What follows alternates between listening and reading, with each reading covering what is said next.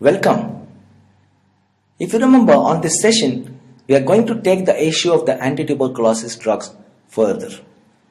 If you have not visualized the previous sessions, I would advise you to go back and view 2 more sessions of tuberculosis, the introduction to tuberculosis and the various anti-tuberculosis agents. We've come in this discussion until the second line drugs, and the slide is asking you when to use the second line drug. The second line drugs are used when you get resistance to the first line drugs. That's the first indication.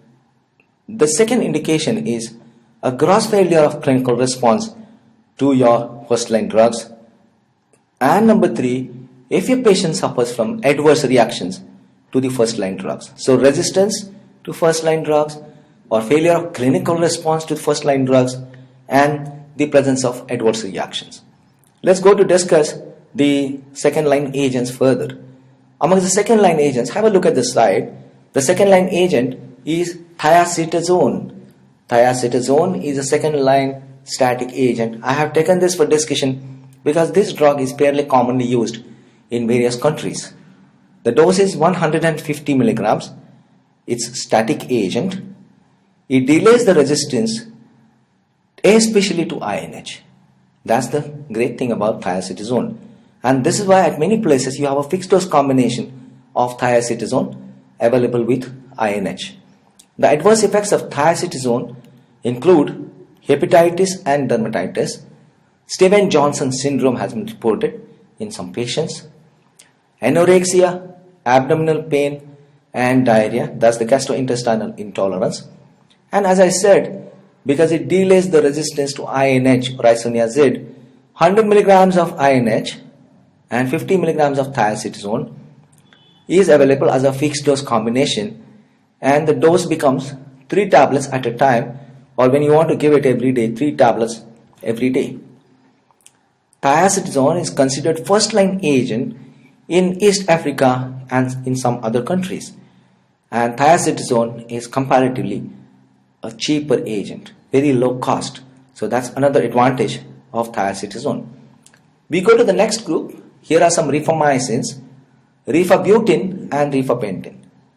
If you look at the slide, rifabutine is made green and is made bold and big to keep in your mind that rifabutine is preferred. Rifabutine is more commonly used. Look at the slide and understand why rifabutine is preferred. Rifabutine is an ansamycin and is useful for MSC and fortutum. It's less potent HMES inducer, and this is why it's more commonly used. I hope you know rifampicin or rifampin is a hepatic myxomal enzyme system or cytochrome P450 enzyme system inducer. Between rifabutine and rifapentine, rifapentine is a potent inducer. Rifabutine is a less potent inducer, so you're likely to have less drug interactions, so rifabutine is preferred. Rifapentine is mainly useful against avium, Mycobacterium avium. It's a very potent HMES inducer, P450 enzyme system inducer, and this is why this drug is not much preferred. Rifapentine is not used when the patient suffers from HIV disease. Next, we are going to discuss how we treat tuberculosis, what are the various standard anti-tuberculosis regimens, and what are the various categories. Now I'm going to tell you that many drugs are used together. Some drugs are given for initial 2 months, some drugs are given for later 4 months or 6 months, and it will be very difficult to write it in the form of an essay if I tell you these drugs for first 2 months, so on and so forth. You can have a look at this particular board. It's telling you the abbreviations for anti-tuberculosis drugs. So while writing the treatment regimen, we are not going to write the whole name, isoniazid or INH. If it's INH, we're going to write only H. For rifampin, we shall use R. For pyrazinamide, we are going to use an alphabet Z or Z.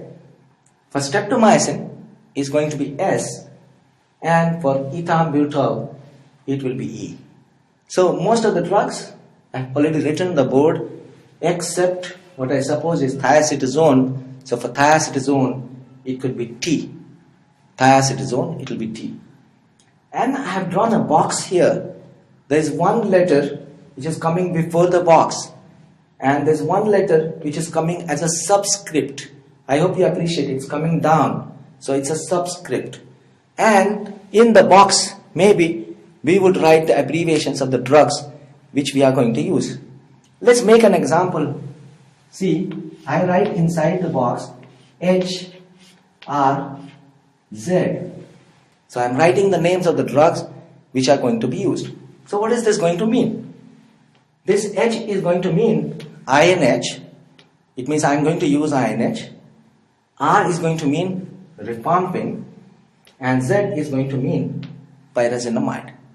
It means I'm going to use for my patient INH, rifampin, and pyrazinamide. I'm going to use these three drugs for how much duration, for how much period, is going to be indicated by the number which is coming before this particular box or before the names of the drugs. So if I say 2HRZ is going to mean INH, rifampin, and pyrazinamide is going to be given for a period of 2 months. Is that clear? I hope it's quite clear. And let's come to the subscript. There's a number coming as a subscript after the names of the drugs. This is going to tell what's going to be the frequency of administration. And I hope you are well aware, with the advent of new cidal anti-tuberculosis drugs, we are not giving treatment in tuberculosis every day now. We are not giving all the drugs every day.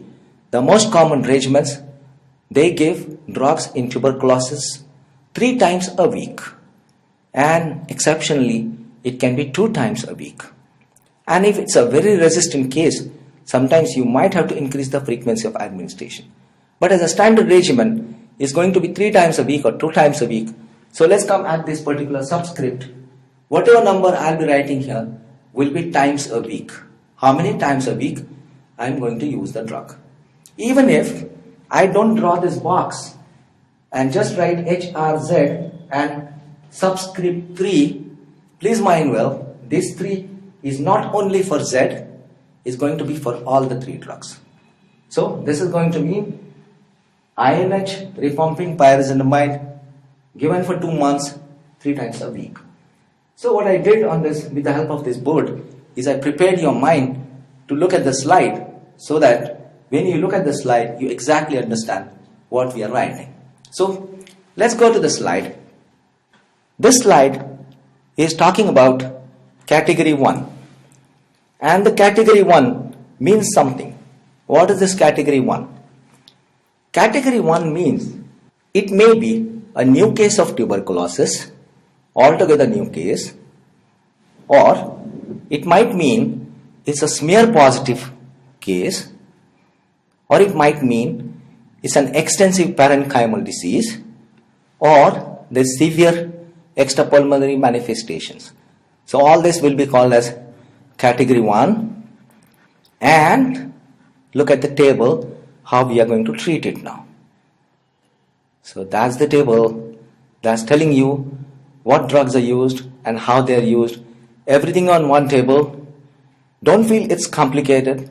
It's a simple table, and I'm going to simplify it for you. We already prepared your background on the board. So it's category 1. The drugs are given, please follow the cursor. The drugs are given for first 2 months, few drugs are given, and then for the next 4 months or 6 months, few drugs are given. So we are getting 2 phases in the management. The first one is called intensive phase, and during this intensive phase we need to give too many drugs at the same time so that the patient becomes non-infectious as early as possible. The next phase is called continuation phase, or is called consolidation phase or eradication phase. This phase is going to build up upon what you did during the first 2 months, and the drugs are going to be helpful to eradicate the disease completely. So that's your continuation phase. Let's come to category 1. On the top I have written thrice weekly. So it will be quite clear, even if you get confused, it's thrice weekly. All the drugs are given to be given 3 times a week. 3 times a week roughly could be called as on alternate days. That will be still more simpler. Intensive phase will last for 2 months, and the continuation phase may last for 4 months, or it may last for 6 months. Let's go to the next row. What are the drugs? The first drug is INH. That's H. So it's coming as for first 2 months give H. That's INH. For the next 4 months or 6 months, whatever it is, continue H, continue INH. Next drug is Rifapentine, that is R. The next row, below 2 months it's R. So give it for first 2 months. And for next 4 months, continue R. The last column below 6 months writes ETM or TZN. This ETM is ethambutol and TZN is thiacetazone. It means you give Rifapentine for first 2 months. If you want to give treatment for next 4 months, again give Rifapentine. Or you can think of giving either ethambutol or thiacetazone for next 6 months. Let's go to the next row. That's pyrazinamide is Z. So pyrazinamide is written in front of below the 2 months period. That's intensive phase. And if you go further, there's no pyrazinamide. It means pyrazinamide is not going to be given for the further period. And the last drug is streptomycin. That's S or E. So for the first 2 months, you might give either streptomycin or ethambutol. So this is what I explained to you in the table. Now let's go to the last line, which is summarizing what's the treatment. It is saying 2 HRZ dash S/E3. Please understand the meaning. This 2 means 2 months. So give the drugs which are indicated in front of this figure for first 2 months. What are the drugs? INH, Rifapentine and pyrazinamide. Plus you can give either streptomycin, that's S, please follow the cursor, or you can give ethambutol. So how many drugs the patient is going to receive for first 2 months? Is INH, Rifapentine, pyrazinamide and either streptomycin or ethambutol. So total 4 drugs. So these 4 drugs are given, and the last alphabet is writing the figure 3 as the subscript. So it's saying all these drugs are given thrice a week. I hope it's quite clear. INH, Rifapentine, pyrazinamide, these 3 drugs plus streptomycin or ethambutol, all to be given thrice weekly for the period of first 2 months. Plus we go to the further period. It writes 4, that's for the next 4 months.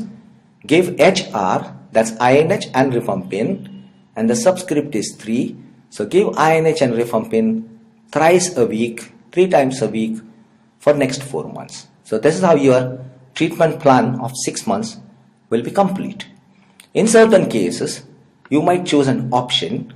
That option is OR. 6H is for all the 6 months. Give INH, that's number 1, and along with INH you might give E/T, that's ethambutol/thiacetazone, and everything is to be given thrice a week. If you feel this 3, the subscript is causing you a problem, you can remove the subscript and just remember all the drugs are given 3 times a week. It's so simple. And the figure which is going to come before the alphabet is going to be the treatment plan is for how many months. So that was category 1. To summarize the category 1, if you look in the intensive phase column straightway down, for the first 2 months the patient is receiving 4 drugs. These 4 drugs are INH, Rifapentine, pyrazinamide and streptomycin. If streptomycin cannot be given for any reason, you can substitute it by ethambutol. And for the next 4 months, you are just giving INH and Rifapentine. If you want to go for the option of 6 months, then you can give INH. Along with INH, you can give either ethambutol or thiacetazone. So this is how I could try to simplify how to read this particular chart telling you about the treatment strategy for category 1. Let's move on to the next slide, and the next slide writes about category 2. Please have a look at the slide. What's category 2? Category 2 means the cases which are smear positive, the cases which have failed therapy, the earlier therapy, or it means the cases which are relapsed, or the patients who have interrupted their therapy in between. Let me repeat. Category 2 means the failure cases with earlier treatment, or the smear positive cases with the earlier treatment and there is failure, or the cases which have relapsed, or the patients who have interrupted the therapy. Let's go to the table for category 2.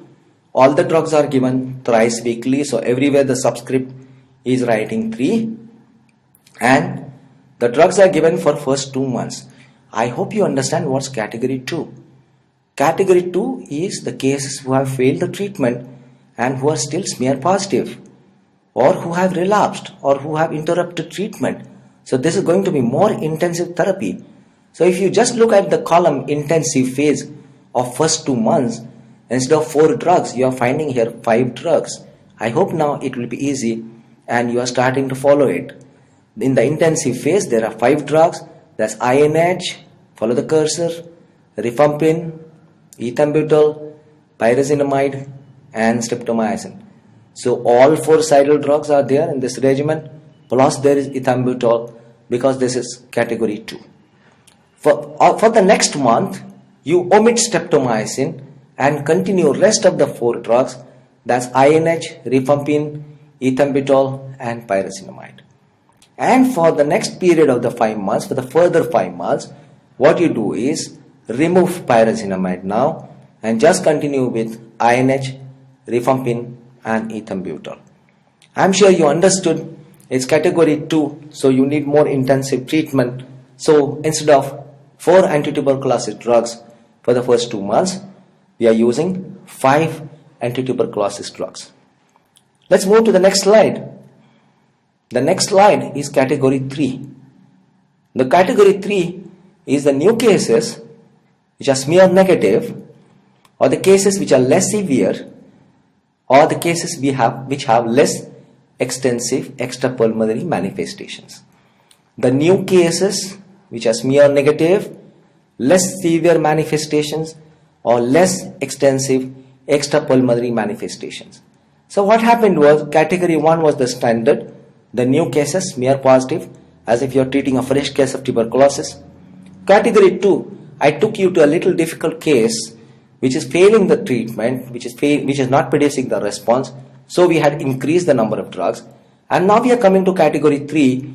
This is going to present to you a case which is simpler to treat as compared to the category 1 as well as compared to category 2, because these are smear negative cases, they have less severe manifestations, and the extrapulmonary manifestations are less extensive. So let's have a look at category 3. Have a look at the slide. All the drugs are given thrice weekly, and the intensive phase for first 2 months includes not 4, not 5, only 3 drugs, and that's INH, rifapentine, and ethambutol. Not only that there are only 3 drugs, but out of the 3 drugs, only 2 drugs are bactericidal and ethambutol is bacteriostatic. So INH, rifapentine, and ethambutol for first 2 months, and then for the next 4 months you can go for INH and rifapentine, stop ethambutol, or you can treat for 6 months in which you can continue INH, but even there's no need of rifapentine, you can just give ethambutol or you can give thiacetazone. So that's about the category 3. Do you want to wait a little bit and have a look at the slide again? Category 3, first 2 months, INH, rifapentine, ethambutol, then stop ethambutol. Next 4 months, only 2 drugs, INH, rifapentine, and you can choose an option instead of 4 months, option of 6 months, that's INH and ethambutol or thiacetazone. So that's about category 3. Next, we move on to the next slide to see what is category 4. The category 4 is altogether different. You can read on the slide. They are the chronic cases. They remain or they become smear positive after completing fully supervised category 2 treatment. Means you have given extensive treatment. Category 2 is an extensive treatment. You have given fully supervised therapy. You have assured that patient has received everything. But in spite of this, the patient has remained or become smear positive after completing your treatment. And these are the most likely MDR cases, that's multi-drug resistant cases, and there will be resistance to both H, that's INH, and rifampin, and there may be resistance to any other drugs. So what could you do for this patient? Try other first line drugs with 1 to 3 drugs from second line, so that this patient would receive 5 to 6 drugs. This will be the most difficult between category 1, 2, 3, 4. Now there's a new term in tuberculosis, is called XDR, and XDR means extensively drug resistant. What is this extensively drug resistant? It's resistant to at least 4 most effective cidal agents. So that's INH, rifampin, fluoroquinolone, one of the cana, amica or capreomycin. The organisms are resistant to at least 4 drugs, most effective cidal drugs. Those most effective are INH, rifampin, fluoroquinolone, and one of the aminoglycoside. With or without any number of more drugs, the organisms are resistant. Then you call it extensively drug resistant or XDR tuberculosis. Coming to the issue of pregnancy, in pregnant women, if the woman has tuberculosis and we want to treat it, H, R and Z are supposed to be safe for the fetus. That's INH, rifampin and pyrazinamide. So you can use a standard 6-month regimen. For the first 2 months you can give INH, rifampin and pyrazinamide, and for the next 4 months remove pyrazinamide and just give INH and rifampin. In late pregnancy, you can add ethambutol, that's E. As far as India is concerned, for the first 2 months, HRE is used, that's INH, rifampin and ethambutol, and for the next 7 months, HR, that's just INH and rifampin, total treatment for 9 months. Because India, as well as the United States, is not using pyrazinamide during pregnancy. We move on to the next slide with prophylaxis. INH is used in the dose of 10 mg per kilogram per day for 6 to 12 months, or INH 5 mg per kg per day and rifampin 10 mg per kg per day for 6 months. What it means is, if you want to prevent tuberculosis, if you want to use just INH, you need to give it for 1 year. If you want to cut it down for 6 months, then you need to use 2 drugs, and the 2 drugs are INH plus rifampin. When to use the prophylaxis and when it is useful. Exposure to contacts with recent tuberculin sensitivity test conversion, TST conversion, that's the first indication. Second, children with tuberculosis patient in the family, they need to be given prophylaxis. Next, a neonate of a mother who is suffering from tuberculosis, you need to give prophylaxis. And prophylaxis is often given in high-risk patients, that's diabetes mellitus, immune suppression, patients with HIV disease, leukemia, silicosis, and positive TST. These are the various areas in which prophylaxis is given. Now we discuss about MAC, that's Mycobacterium avium complex. This has become a very important issue with the advent of HIV disease. For first 2 to 6 months, give clarithrol or azithromycin plus ethambutol plus rifabutine plus either a quinolone, clofazimine or ethionamide. So many drugs you need to give. And at least for next 1 year, give clarithrol or azithromycin plus ethambutol or rifabutine or quinolone. You need to start the prophylaxis if the CD4 count starts falling below 100, and you start prophylaxis with either clarithrol or azithromycin. Along with this, you give rifabutine. So that's the way for prophylaxis. So with this, we complete the discussion of anti-tuberculosis agents. Thank you very much. I am sure you enjoyed. Best of luck.